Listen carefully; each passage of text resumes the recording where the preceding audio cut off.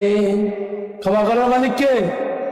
আল্লাহর কাছে ক্ষমা না চায় যদি আপনি গায়রুল্লাহ আল্লাহ ব্যতীত কারো কাছে ক্ষমা চান, মাফ হবে। লক্ষ্য করুন প্রিয় ভাইরা,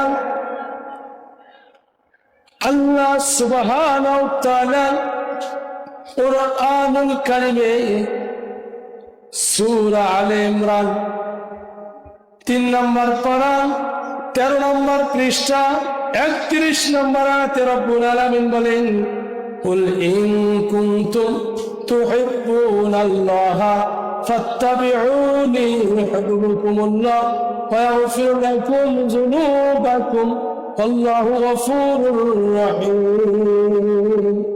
রব্বুল আলামিন বললেন এই আয়াতে কারিমায়, হে রাসূল আপনি জানিয়ে দেন, ইন কুনতুম তুহিব্বুনাল্লাহ, যদি তোমরা আল্লাহকে ভালোবাসো, তার ভালোবাসা পেতে চাও, তার কাছে নাজাত পেতে চাও, তার কাছে রহমত পেতে চাও, তার কাছে গুনাহ মাফ পেতে চাও, তবে একটা কাজ তোমাদের করতে হবে। কয়টা কাজ?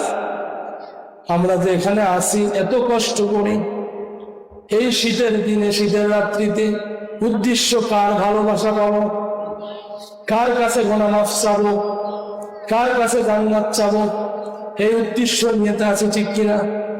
রব্বুল আলামিন একটা আদেশ করেছেন, এটা মানতে পারলে সব উদ্দেশ্য পূরণ হয়ে যাবে। তার আগে আপনার দিলেন বিষয়টা জানিয়ে দেই, ইহুদি খ্রিস্টানরা এরা নিজের মন গড়া মতবাদে চলতো। খ্রিস্টানেরা এমন ছিল, এরা ঈসা নবীর অনুসরণ করতে করতে এই আয়াত নাযিল হয়েছে মদিনায়। ইহুদি খ্রিস্টানরা নিজের ইচ্ছা মতো চলে এবং খ্রিস্টানরা ঈসা নবীর অনুসরণ করতে করতে ঈসা নবীর মা মরিয়ম আলাইহিস সালাম তার অনুসরণ করতে করতে এক পর্যায়ে তাদেরকে এমন পর্যায়ে তারা পৌঁছায় দিয়েছে যে তাদেরকে উপাসনা করতে করতে তাদেরকে এমন এক পর্যায়ে পৌঁছায় দিল, তারা ভাবলো একমাত্র তারাই গুনাহ মাফের মাধ্যম, তারা ছাড়া কেউ গুনাহ মাফ করতে পারবে না। নাউজুবিল্লাহ। তার মানে ইহুদিরা তো মানিয়ে নিয়েছে, খ্রিস্টানরাও মানলো ঈসা নবী আল্লাহর ছেলে। ঈসা নবী, নাউজুবিল্লাহ বলে, ভাবছে যে তিনি ছাড়া আল্লাহর কাছে কোনো কিছু চাইলে কারো হবে না। এই চিন্তা, ভ্রান্ত চিন্তা নিয়ে যখন তারা আমল করে, আল্লাহ জানিয়ে দিল তোমরা তোমাদের ইচ্ছা অনুযায়ী আমল করলে হবে না। আর আমল করার পরে তারা ভাবে আল্লাহ আমাদের ভালোবাসেন, আমরাও আল্লাহকে ভালোবাসি। আজও দেখবেন কিছু মানুষ আছে পারিবারিক জীবনে আল্লাহর বিধান মানে না, কিন্তু তারা নিজেকে ভাবে যে আমি আল্লাহকে ভালোবাসি, আল্লাহ আমার ভালোবাসে। এবার পারিবারিক রাজনৈতিক জীবনেও আল্লাহকে মানে না, তারা ভাবে আমরা আল্লাহকে ভালোবাসি। যার কারণে যদি পারিবারিক জীবনে দেখেন, ব্যক্তি জীবনে দেখেন, কিছু মানুষ বলে আমি নামাজ না পড়ি না, ঈমান ঠিক আছে, বলে কিনা? নবী বললেন ইন্না বাইনাল রুজুলি ওয়া বাইনাশ শিরকি ওয়া বাইনাল কুফরি তারকাস সালাত, যে নামাজ পড়লো না সে কাফের, সে মুশরিক। কথাটি নবী বলেছেন। কে বলেছেন? তাহলে নবীর কথার দাম বেশি না ওই বেনামাজের কথার দাম বেশি?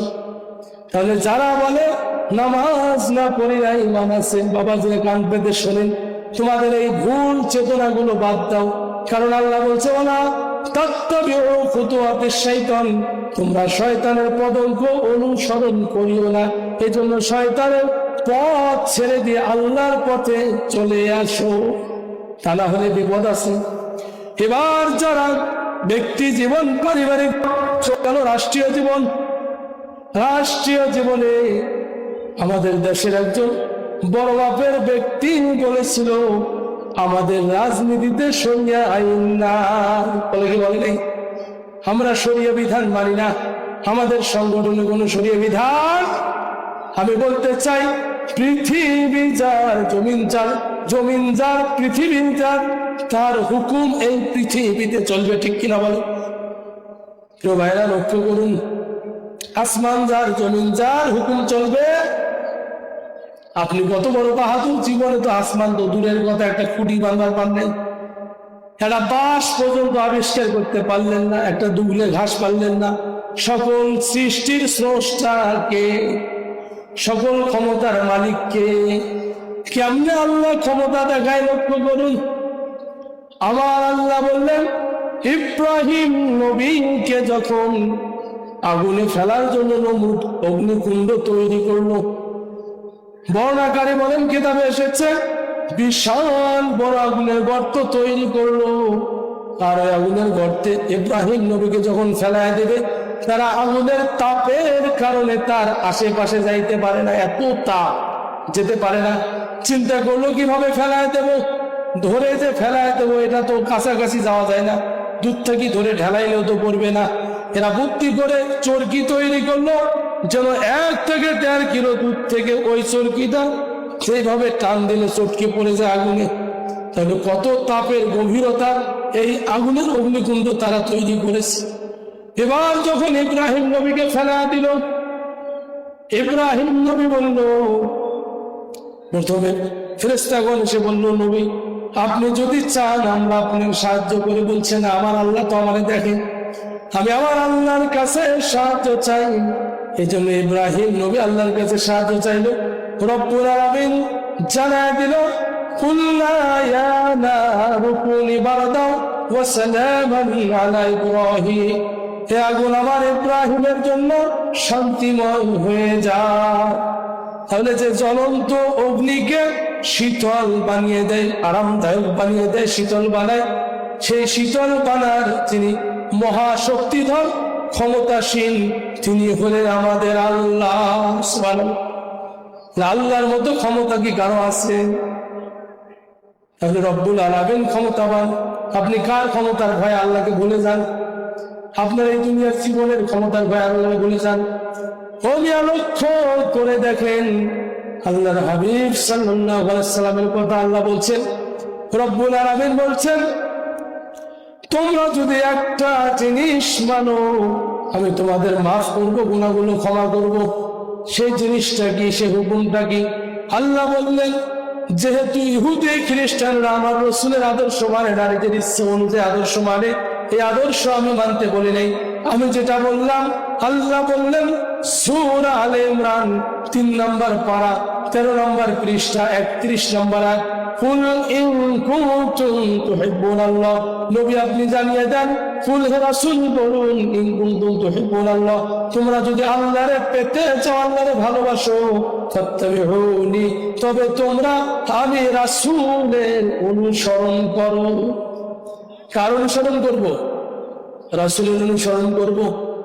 যদি রাসূলের অনুসরণ করতে পারি ইউহিব্বুকুমুল্লাহ, আল্লাহ বললেন আমি তোমাদের ভালোবাসবো। শুধু ভালোবাসবো এতটুকুই নয়, ওয়া ইয়াগফিরু লাকুম, তোমাদের ক্ষমা করে দেব, যুনুবাকুম, তোমাদের জীবনের গুনাহ, আল্লাহু গফুর, আমি আল্লাহ ক্ষমাশীল, রহিম, আমি আল্লাহ দয়ালু ক্ষমাশীল কে। তাহলে আপনি জাহান্নাম থেকে বাঁচার জন্য এই পৃথিবীতে যেখানে যান না কেন কেউ ক্ষমা করতে পারবে না, আল্লাহ, ঠিক কিনা বলে? তাহলে সকল ক্ষমতার মালিক কে? জনগণ না আল্লাহ? যদি সকল ক্ষমতার মালিক আল্লাহ হয়, তাহলে আপনারা কেমনে বলেন সকল ক্ষমতার মালিক জনগণ? এদেশের সংবিধানে আছে, বাংলার সংবিধানে আছে সকল ক্ষমতার মালিক হলো জনগণ। এবার বলেন তো সকল ক্ষমতার মালিক কে? আবার আওয়াজ দিয়ে বলেন কে? আল্লাহ যদি সকল ক্ষমতার মালিক হয় আর আপনি যদি বলেন সকল ক্ষমতার মালিক জনগণ, আমি সমর্থন করলাম, তাহলে আপনি মুশরিক হয়ে গেলে। কারণ আল্লাহ বলছেন ইন্না সলাতি ওয়া নুসুকি ওয়া মাহইয়ায়া ওয়া মামাতি লিল্লাহি রাব্বিল আলামিন, নিশ্চয় আমার নামাজ কার জন্য? ইন্না সলাতি ওয়া নুসুকি, আমার ত্যাগ পরিত্যাগ কুরবানি কার জন্য? ওয়া মাহইয়ায়া, আমার এই জীবনটা কার জন্য? ওয়া মামাতি, আমার মৃত্যুটা কার জন্য? লিল্লাহি রাব্বিল আলামিন। এজন্য রব্বুল আলামিন বলছেন ইহফাত্তাবিউনি, তোমরা আমার রাসূলের অনুসরণ করো। যদি রাসূলের অনুসরণ না হয় তাহলে গুনাহ মাফ হবে না, গুনাহ মাফ কোনোভাবেই হবে না। প্রিয় ভাইরা, রাসূলের অনুসরণ কেমন করবেন? যদি আপনি না বোঝেন, রসুল সম্পর্কে না জানেন, তার অনুসরণ করাও কিন্তু সহজ হবে না। এই জন্য রসুলের অনুসরণ করতে হবে কিভাবে? কান লাগান। যদি আপনার জীবনের গুনাহ মাফ করতে চান, মাফ পেতে চান, যদি আল্লাহর ভালোবাসা পেতে চান, যদি জাহান্নাম থেকে বাঁচতে চাও, দুনিয়ার মানুষেরা চিন্তা করো, তাহলে রসুলের অনুসরণ করতে হবে। কারণ স্মরণ, মুখে শুধু বলবেন আমি রসুলের অনুসরণ করি হবে না, কাজে পরিণত করতে হবে। রসুলের অনুসরণ কেমনে করলো? লক্ষ্য করেন, হুজুর সাল্লাল্লাহু আলাইহি ওয়াসাল্লাম যখন মক্কাতুল মুকাররমায় দ্বীনের কথাগুলো বলে, ইসলামের কথা বলে, নবীজি সম্পর্কে একটু চেনেন নবীকে। নবীজি যখন ইসলামের কথা বলে, যখন মানুষকে আল্লাহর কথা বলে, এমন তো অবস্থার মধ্যে রসুলের জীবনে যদি লক্ষ্য করেন, 63 বছর জিন্দিগি, 40 বছর নবুয়ত পাইছে। মক্কায় ছিল নবীজি 13 বছর, মদিনায় ছিল 10 বছর, মোটে 63 বছরের জিন্দিগি। নবুয়তের পরে নবীজি যখন নবুয়ত পাইলেন, আল্লাহ জানিয়ে দিল, নবী আমার, আপনি দুনিয়ার মানুষকে জাহান্নাম থেকে বাঁচার জন্য আমার অর্ডার গুলো মানুষকে জানিয়ে দেয়। হুজুর তখন ওই দিন সাফা পাহাড়ে দাঁড়াইলো। দাঁড়ার পরে সাফা পাহাড় মক্কা কাবা শরীফ থেকে একটু দূরে, এখানে দাঁড়িয়ে নবীজি ডাক দিলেন। বিভিন্ন গোত্রের লোকেরা একত্রিত হইল। হওয়ার পরে রসুল বলল, ও মক্কাবাসীরা, কুরাইশ গোত্রের লোকেরা, অন্যান্য গোত্রের লোকেরা, শোনো, আমি মুহাম্মদ যদি বলি এই সাফা পাহাড়ের পিছন থেকে একদল শত্রু তোমাদের আক্রমণ করতে আসতেছে, তোমরা কি বিশ্বাস করো? বলে, হ্যাঁ আমরা বিশ্বাস করবো, কারণ আপনি কখনো মিথ্যা বলেন নাই।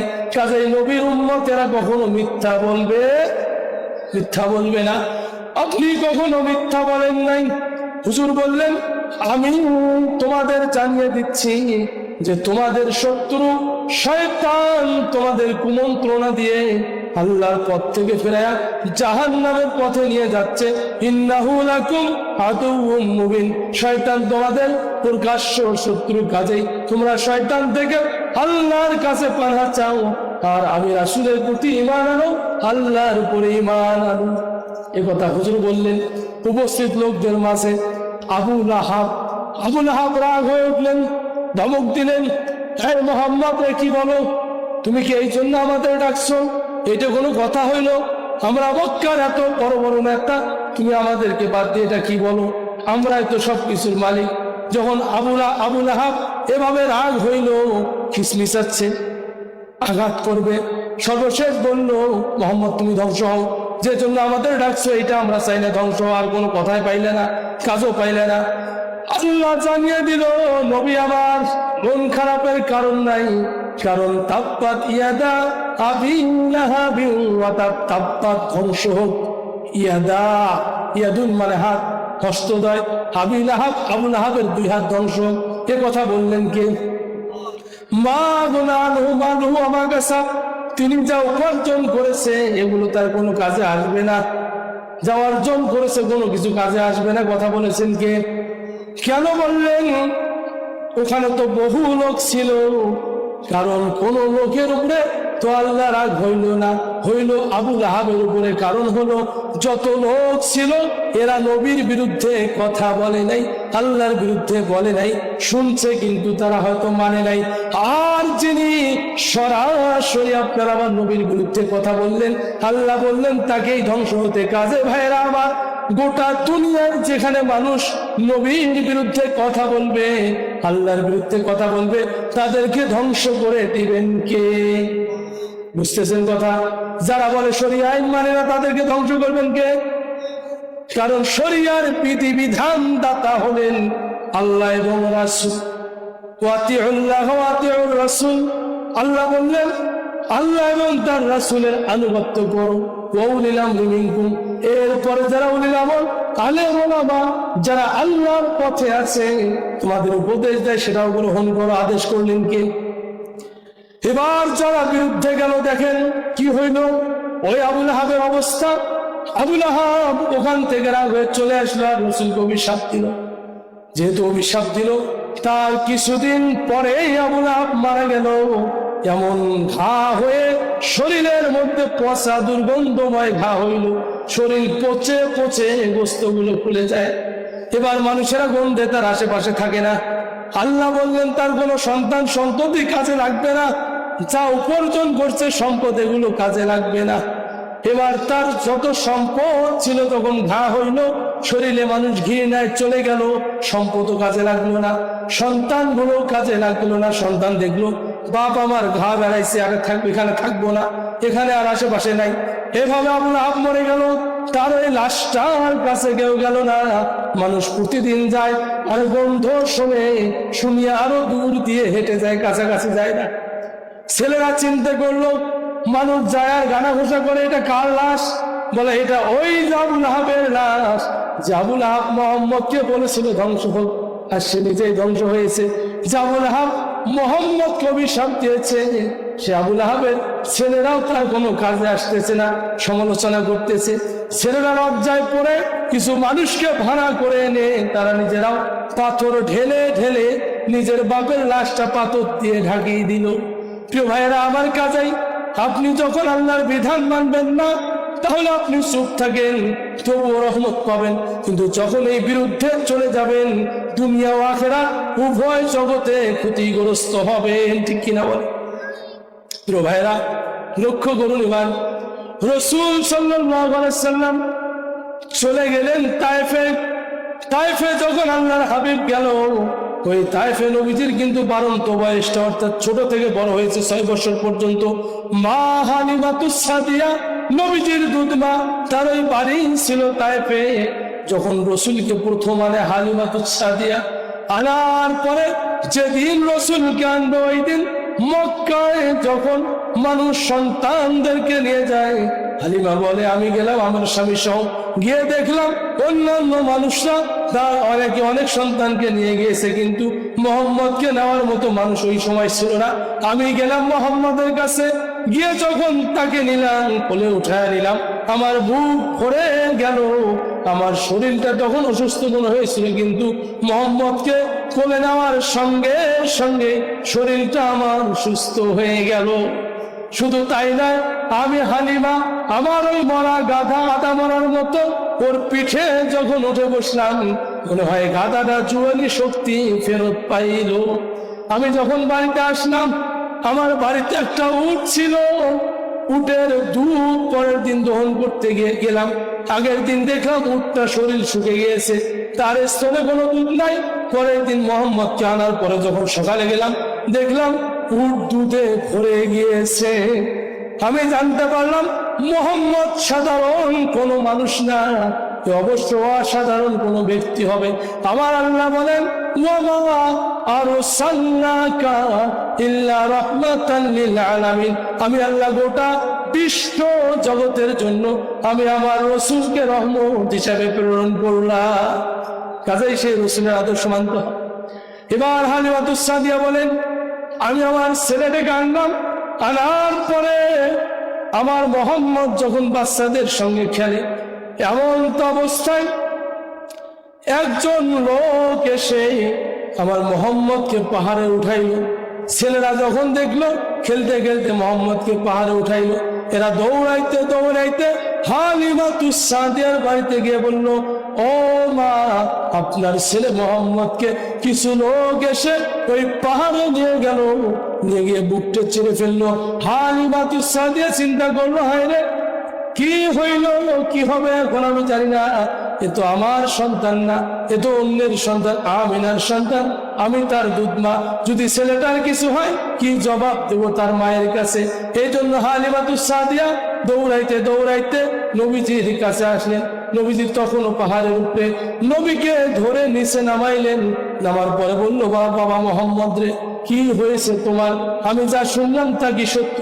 বলে, মা সত্য শুনেছেন। এবার হালিমাতুস সাদিয়া নবীজির জামা উঠায়া বুকের দিকে তাকিয়ে দেখে কোনো চিহ্ন না। হালিমাতুস সাদিয়া বলল, বাবা কেমন লাগে? বলে, মা, আমি পায়ের নিচে তাকিয়ে দেখি আমার পায়ের নিচে মাটি। ও মা, মাটির নিচে আমি দেখি বরফ হয়ে গিয়েছে পানি, এমন পানি। এবার পানির নিচে আমি দেখতে পাচ্ছি জ্বলন্ত আগুন। ও মা, আমি দেখতে পাইলাম পায়ের নিচে মাটি, তার নিচে পানি, তার নিচে আগুন। পরবর্তী কিতাবের ব্যাখ্যা এসেছে আল্লাহ সুবহানাহু ওয়া তাআলা পৃথিবীটাকে সাজাইছে এইভাবে, আমাদের পায়ের নিচে মাটি, তার নিচে পানি, এই পানিগুলো বরফ হয়ে যায়, এর নিচে আগুন দিয়ে আল্লাহ পানিগুলোকে তাপ দিয়ে বাষ্প করায়, যাতে করে এই জমিনটাতে বসবাসের উপযোগী হয়ে যায়। তা না হলে কিন্তু ঠান্ডায় মরে যেতাম। এবার মুহাম্মদ সাল্লাল্লাহু আলাইহি ওয়াসাল্লাম বললেন, না, আসমানে তাকিয়ে দেখলাম, আসমান, প্রথম আসমান ভেদ করে দ্বিতীয় আসমান, এরপরে তৃতীয় আসমান, চতুর্থ আসমান, পঞ্চম, ষষ্ঠ, সপ্তম, এভাবে আমি দেখলাম আল্লাহর নূরের জগৎ লাহুল কুদস এভাবে পার হয়ে সিদরাতুল মুনতাহা পার হয়ে দেখলাম, সেখানে আমি দেখলাম একটা বৃক্ষের কলম দেখা যায়, যে কলমে মানুষের ভাগ্য লিপি লেখা হয়। আল্লাহ বলেন, কুল ইন্নামা আনা বাশারুম মিসলুকুম, আল্লাহ বলেন, কুল লাউ কানাল বাহরু মিদাদান লিকালিমাতি রাব্বি লানাফিদাল বাহর, পৃথিবীর তামাম পানিগুলো যদি কালি করা হয় আর গাছগুলো এগুলো যদি কলম বানা হয়, আমি আল্লাহর প্রশংসা লেগে শেষ হবে না। প্রিয় ভাইরা, হুজুর বললেন ওই বৃক্ষের কলমের মাথা পর্যন্ত আমি দেখতে পাই। এই রাসূল যখন তায়েফের ময়দানে তায়েফবাসীদেরকে দাওয়াত দিতে গেলেন, তায়েফের লোকেরা বলল, আমাকে বলে লাভ নেই, ওই নেতার কাছে যাও। সে বলল, ওই নেতার কাছে যাও। এভাবে তিনজন অতিক্রম করে হুজুর যখন গেলেন, তখন ওই লিডার বলল, নেতৃস্থানীয় লিডার বলল, এই মোহাম্মদ পাগল হয়েছে, এর পাথর নিক্ষেপ করো। তায়েফের যুবকরা রাসূলকে পাথর নিক্ষেপ করলো। পাথরের মার খাইয়া রাসূলের শরীর থেকে রক্ত ঝরতেছে, রক্ত ঝরে ঝরে উপর থেকে নিচে পড়ে গেল, পায়ের জুতোগুলো রক্তের সঙ্গে লেগে গেল। হুজুর বসলেন, কিছুক্ষণ পর জিবরাইল এসে বললেন, নবীজি, আপনি যদি আদেশ করেন এই তায়েফকে আমি উল্টায়া দেই। হুজুর বললেন, ও আল্লাহর ফেরেশতা, আমি তাদের জন্য দোয়া করি, কারণ তারা হয়তো বোঝে নাই, তাদের মধ্য থেকে প্রজন্ম কেউ যদি আল্লাহর বিধান বুঝিয়া আল্লাহর দিকে ফিরে আসে, এই দোয়া করি। মা আয়েশা বলেন, আমি নবীজির গোসল করাইতে গিয়ে দেখলাম তার এই শরীরের মধ্যে দাগ। আমি জিজ্ঞাসা করলাম, হুজুর, আপনার শরীরে বসন্তর দাগের মতো দেখা যায়, জীবনে কি কখনো আপনার বসন্ত হয়েছে? আল্লাহর হাবিব বললেন, আয়েশা রে, আমার জীবনে কখনো বসন্ত হয় নাই। তবে আয়েশা, শুনে রাখো, ওই যে তায়েফের ময়দানে আমি যখন দিন প্রচার করতে গেলাম, তায়েফবাসীরা না বুঝিয়া আমার শরীরে পাথর মারলো, এই পাথরের চিহ্ন আজও আমার শরীরে আছে। আল্লাহ বললেন, ফাত্তাবিউনি, আমার রাসূলের অনুসরণ করুন। যদি রাসূলের অনুসরণ করতে না পারেন, তাহলে কোনো কাম হবে না।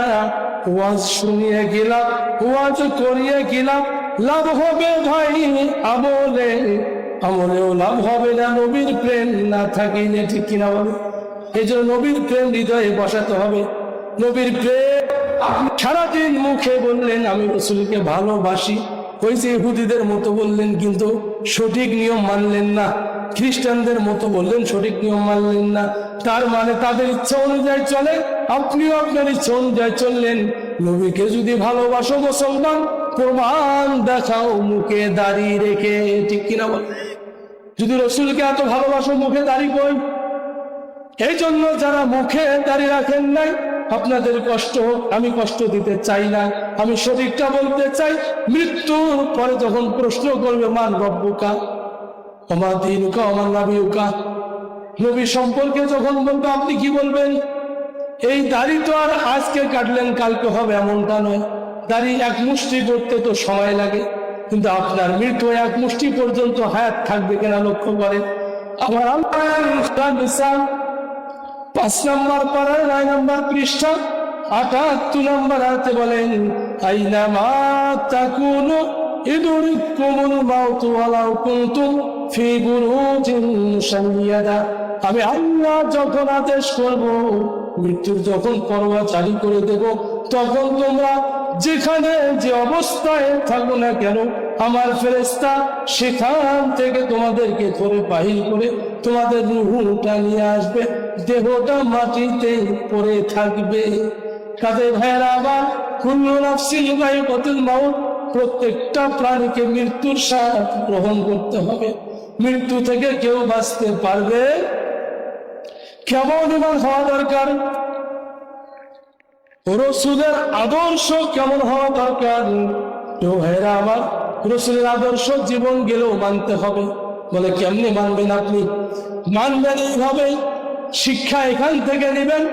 রসুলের কাছে ঈমান এনেছে বেলাল রাদিয়াল্লাহু তাআলা। বেলাল যখন ঈমান আনলেন, হাফসি গোলাম ছিল, উমাইয়ার গোলাম ছিল। যখন এই বেলাল গোলাম ছিল, তখন তার মালিক বলল, বেলাল কি তুমি পড়ো গুনগুন করে? বলে আমি ঈমান আনছি, কালিমা পড়ি। বলে কালিমা ছাড়ো, নইলে তোমার শাস্তি দেওয়া হবে কঠিন ভাবে। বেলাল বলল, আমার শাস্তি যতই হোক আমি এটা ছাড়বো না। তখন তার মালিক উমাইয়া বলল, পরের দিন, ও যুবকরা কোথায় আছো? বেলালকে মারো। বেলালকে মার শুরু করে দিল। মারতে মারতে তার অবস্থায় খারাপ করলো। তবুও বেলাল বলে, আমি যে কালিমা পড়েছি, যে ঈমান এনেছি নতুন করে, এটা ছাড়তে রাজি না। এবার পরের দিন বললো, বেলালের গলার মধ্যে রশি দাও, আর গরু চতুষ্পদ যেমন জানোয়ার গুলো হাঁটে, বেলালকে বললো ওভাবে তুমি দৌড়াও, অর্থাৎ দুই হাত দুই পা মাটিতে দিয়ে দৌড়াইতে থাকো। পিটাচ্ছে। এরপরে পিটাইতে পিটাইতে বেলালের অবস্থা খারাপ করলো। এবারও বললো, ওই মহিলা ডাক দিয়ে বললো, বেলাল এখন সময় আছে, জানে বাঁচবে, তুমি যদি মোহাম্মদকে ছাড়ো, তার অনুসরণ বন্ধ করো। তিনি বললো, আমি তা করবো না। এবার পরের দিন মরুভূমির পানির মধ্যে শুয়াইয়া বুকে পাথর দিয়ে জিহ্বা টেনে নিয়ে পেরাক গিরে দিল, আর বললো, বেলাল এখনো সময় আছে, ছেড়ে দাও। বেলাল বলল, রব্বুল আলামিন, ওগো আল্লাহ, তুমি কি দেখো না আমার এই দুঃখ? এই কথাগুলো রসুলের কানে পৌঁছে গেল। হুজুর ডাক দিয়ে বলল, কোথায় আছো আমার সাহাবারা? বেলাল খুব কষ্টে আসে, ওকে আজাদ দিতে হবে, ওকে মুক্ত করতে হবে। আবু বকর পরের দিন দৌড় দিয়ে আসলো ইহুদি মহিলার কাছে, ওই গোলামকে আমি কিনতে চাই, কত মূল্য বলো? বলে, গোলামকে কিনতে চাও? গোলামের মূল্য তো দিতে পারবে না। বলে, না, আমি পাবো কত মূল্য? বলে, মূল্য হলো আমি যা দিয়ে নিয়েছি তা হবে না। উদাহরণ দিচ্ছি, ধরেন সে 50 দিরহাম দিয়ে নিয়েছি, এখন চাচ্ছে 5000। সুযোগ পাইছে বেলাল। এবার আবু বকর বলল, ও ইহুদি, দাও, আমি 5000 দিচ্ছি, দিয়ে বুঝায় নিল। ইহুদি বলল, আমি ভেবেছিলাম মুসলমানদের বুদ্ধি বেশি, এখন দেখলাম বুদ্ধি তাদের নাই। মরা গোলামকে 5000 দিরহাম দিয়ে নিল। এবার আবু বকর বলল, ভেবেছিলাম ইহুদিদের বুদ্ধি বেশি, যদি তুমি আমার সমস্ত সম্পদ চাইতে তাও দিতাম, কারণ একজন মুসলমানের কাছে একজন মুসলমানের মূল্য আসমান জমিনে যা আছে সবচেয়ে বেশি। আর এখন আমরা মুসলমানের সাথে শত্রুতা করি। হুজুর বলেন, আর মুসলিম, এখন মুসলিম প্রত্যেক মুসলমানের ভাই। আল মুসলিম হুজুর বলেন, প্রকৃত মুসলমান সেই ব্যক্তি যার হাত থেকে কেউ কষ্ট পাবে না, যার মুখ থেকে কেউ কষ্ট পাবে না। হুজুর বলেন, দুইটা অঙ্গের যদি আমাকে গ্যারান্টি দিতে পারো, আমি তোমাদের জান্নাতের গ্যারান্টি দিচ্ছি। নবীজির কথা বলে দিলেন। সাহাবারা বললেন, কি ইয়া রাসূলুল্লাহ? হুজুর বললেন, দুই চোয়ালের মাঝখানে যে চিহ্বা, এটার গ্যারান্টি দিতে হবে, এটাকে হেফাজত করতে হবে। দুই রানের মাঝখানে যে লজ্জাস্থান, এটাকে হেফাজত করতে হবে। কাজে ভাইরা আমার, এটা পুরুষ হোক অথবা মহিলা হোক, তাদের এই জবান এবং লজ্জাস্থান যদি হেফাজত করে, আল্লাহ তাদের খুশি হয়ে জান্নাত দিবে। যত গুনাহ হয় এই জবান দিয়ে। ইরাকের কুফা নগরীতে ইমাম বুখারীর বাড়ি ছিল। এই ইমাম বুখারীর বাড়ি ছিল ইরাকের কুফা নগরীতে। ওই কুফা নগরীতে একটি ঘটনা ঘটে গিয়েছে। ঘটনা হলো, একজন নারী, একজন মহিলা মারা গিয়েছে। এই মহিলার মাইকিং হয়েছে, তার জানাজা হবে অমুক সময়, বাদ জোহর জানাজা হবে। জানাজা হবে, মাইকিং হয়ে গেল। মাইকিং শুনে লোকেরা ছুটে আসলো। আর এই মহিলার তো গোসল করাইতে হবে। গোসল করাইতে গেল সকাল 10টা-11টার দিক। তার পাশের বাড়ির মহিলা সহ কয়েকজন মহিলা, এরা গোসল করতে গিয়ে যখন মহিলার পুরা শরীরটা ধৌত করলো, সুন্দর করে কসলায় দিল। কসলাইতে কসলাইতে মাথা থেকে পায়ের পাতা পর্যন্ত মহিলার গুরুত্বপূর্ণ। মহিলাদের গোসল কে করায়? মহিলারা, পুরুষ? মহিলারা করায়। আর পুরুষের গোসল পুরুষরা করায়। জীবনের শেষ গোসল করাচ্ছে এরা। গোসল করাচ্ছে করাইতে করাইতে এক সময় এই গোসল যখন শেষ হয়ে যাবে, পুরো শরীর ধোয়ার পরে লজ্জা স্থানটা যখন ধুইতে গিয়েছে, ধুইতে গিয়ে ওই জায়গার মধ্যে হাতটা এমন ভাবে আটকে গিয়েছে, চুম্বুকে যেমন হাত লাগে ওইভাবে হাত আটকে গিয়েছে। চুম্বুকে একটা আকর্ষণ আছে না, এইভাবে হাত লাগিয়ে গিয়েছে, হাত আর ভাসে না, খোলে না। মহিলা তো চেষ্টা করলো, হাত আর খোলে না। তার সাথে আরো একজন ছিল, সেও দেখলো হাত খোলে না। এবার এভাবে আরো 2-4 জন মহিলা হলো। মহিলারা ধীরে ধীরে পালা হচ্ছে, কারো হাত আর খোলে না, এখন কি করবে? সকলে পালা হইল। সর্বনাশ, কি হইল বিষয়টা দেখি। মহিলা মা বোনেরা পালা হয়ে গেল। হইতে হইতে হইতে হইতে সময় চলে গিয়ে জোহর হইল। এদিকে জানাজার লোকেরা হাজির হয়েছে। জানাজার লোকেরা কানা ঘোষা করতেছে, এখনো লাশ আনলো না, জানাজা পড়া হবে, লাশটা কেন এখনো নাই? এই ফাঁকে একটা কথা বলে দেই, আমাদের দেশের সাবেক প্রধানমন্ত্রী বেগম খালেদা জিয়া, তিনি মারা যাওয়ার পরে যখন তার জানাজা পড়াইলেন, আমাদের এই বাংলাদেশে জাতীয় মসজিদ বাইতুল মোকাররমের খতিব আব্দুল মালেক, তিনি যখন এই জানাজা পড়াইলেন, আর কিছু অসঙ্গতি কিছু মৌলবী আছে, ফেতনাবাস মৌলবী আছে, এনে প্রকাশ করতেছে এর জানাজা হয়নি, কারণ জানাজায় সূরা ফাতিহা পড়ে নেই। কত বড় বদের হাড্ডি, এটা বদের তালি। এই মৌলবীগুলো আজীবন ফেতনা লাগে বেড়ায়, ঠিক কিনা বলে? আল্লাহ বললেন, আল ফিতনা তো আসাদু মিনাল কতল। যারা ফেতনা সৃষ্টি করে, একটা মানুষকে হত্যা করে যে গুনাহ হয়, তার চেয়ে কঠিন গুনাহ হয় তাদের। এই জন্যই ফেতনাবাজ মৌলবীদেরকে আমি বলতে চাই, ফেতনাগিরি বাদ দিয়ে এক আল্লাহর কাছে নত হয়ে সঠিক বিধানে ফিরে আসুন, আল্লাহ আপনাদের ক্ষমা করে দিবেন, ঠিক কিনা বলে? এলে বাদ দিয়ে মৌলবীরা আমরা আসুন। এক মৌলবী দেখলে তো আমার মেজাজ গরম হয়ে যায়। মুজাফফর বিন মহসিন, বদের হাড্ডি, এটা আলেম কিনা আল্লাহ ভালো জানে। এ আবার বলছে যে আব্দুল মালেক, এটা কি হইলো, এ সূরা ফাতিহা পড়ে না, নামাজ হবে না। বেগম জিয়ার জানাজা পড়েছে ভুল। একজন প্রধানমন্ত্রী সাবেক, তার জানাজা ভুল করেছে। কত বড় মিথ্যুক এগুলো, ঠিক কিনা বলে? এই জন্য এই বদের হাত দিয়ে এদেরকে বয়কট করতে হবে, ঠিক কিনা? বাংলার জনগণ এইরকম ফেতনাবাজদেরকে বয়কট করুন, তা না হলে আলেমরা এক হইতে পারবে। এই জন্য আজীবন জানাজা পড়িয়ে এসলাম আমরা 4 তাকবীরের শহীদ, এরা আবার তাকবীর বাড়িয়ে দিচ্ছে। চিন্তা করছে যে এইভাবে তো আর খাওয়া হয় না, পেট ভরে না, একটু বাড়ি দিয়ে দেখি, অন্য কায়দায় যায়, বদের হাত দিয়ে। এই জন্য এদের কাছে যাওয়া যাবে না। এই দেশের সবচেয়ে বড় আলেম, আমাদের মাথার তাজ, আমাদের জাতীয় মসজিদের খতিব, তার মতো আলেম আর হয় না। প্রিয় ভাইরা, মিজানুর রহমান আজহারী নাম শুনেছেন? মিজানুর রহমান আজহারী তাদের মধ্যে খাটলি বহন করছে। আর এক বদের হাড্ডি মাজার পূজারী মৌলবী এই বদ বলছে যে বেগানা মহিলাকে নিচে কাঁদত, এটা গোনা হয়েছে। কত বড় জ্ঞান অর্জন করছে দেখেন আহাম্মক। মানুষ মরে গেলে তার নেকি এবং গোনা দুইটাই বন্ধ হয়ে যায়, ঠিক কিনা বলে? আরে বদের হাড্ডি, হ্যাঁ, এর ধান্দা দেখেন কিভাবে ফেতনা সৃষ্টি করে।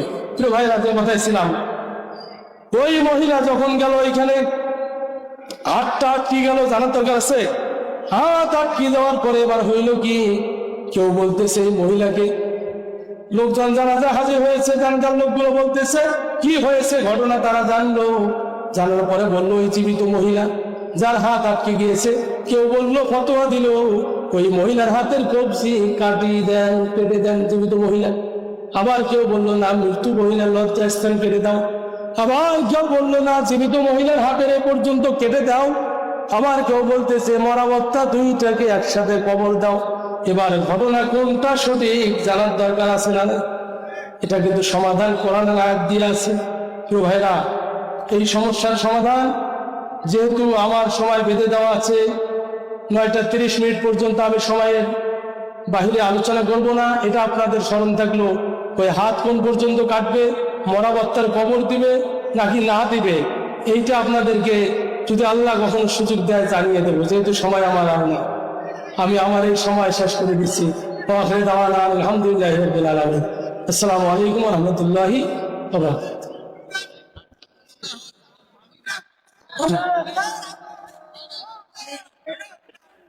আলোচক আসছে, আমি আর দেরি করবো না, যেহেতু সময় আমার নাই, 30 মিনিট হয়ে গেছে। বাবা যেটা দোয়া করবেন আমার জন্য। হয়তো